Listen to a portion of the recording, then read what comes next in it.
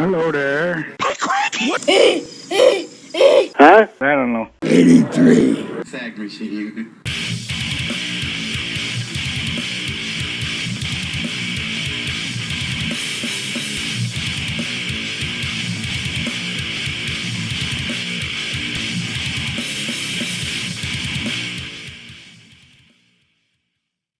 Yes, hello once again. Welcome in. I am Joby Wan. Thank you for joining me for my Week 10 Power Rankings. And real quick on the front end, I'd like to get some business out of the way.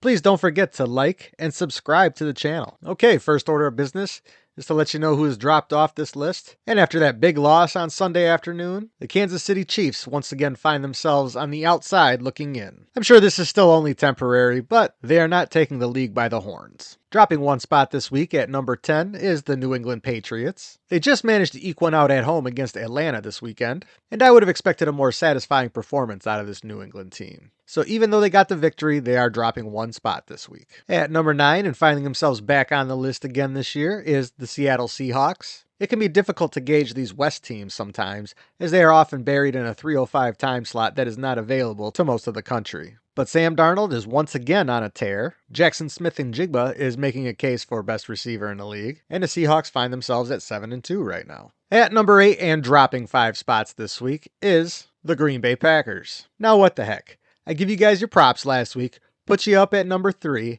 and then you go and embarrass yourselves against an inferior opponent in the Carolina Panthers, at home no less. And with Jordan Love making a couple more dum-dum plays during this game, he's starting to show signs of what us Bears fans might remember as good Rex, bad Rex. Here it's like there's two Jordan Loves.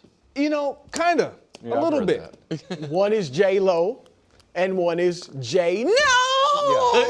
And I know you guys got a little chuckle at me a couple of weeks ago. Well, now it's my turn to laugh.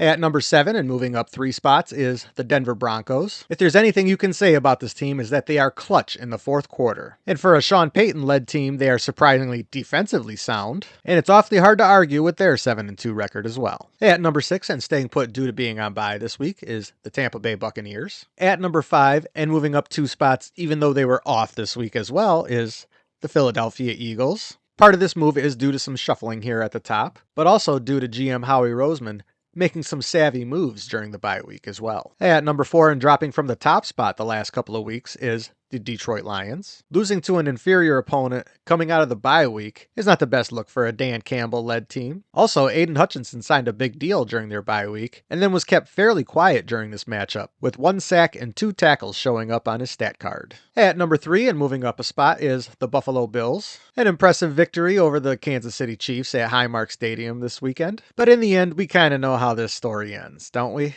At number 2 and staying put this week is the Indianapolis Colts. Even though they lost to the Steelers this weekend, they did bolster their team in a huge way by trading for Sauce Gardner. And at number 1, moving up 4 spots this week is the Los Angeles Rams. Another one of these West Coast teams that I don't get a chance to see very often. But they did dismantle the Saints this weekend, and Matthew Stafford is quietly establishing his MVP case as well. Well, there you have it. There is the top 10 teams in the NFL as I see them this week. I'm sure I will be proven once again to be an idiot, as I have mentioned many times on this channel that I am in fact an idiot, and you should never get too up or down on what I say about my team, your team, or anybody else's. Once again, I'm Joby Wan. Thank you so much for joining me. Please like, subscribe, and share, and I will see you this weekend for the Giants at the Bears.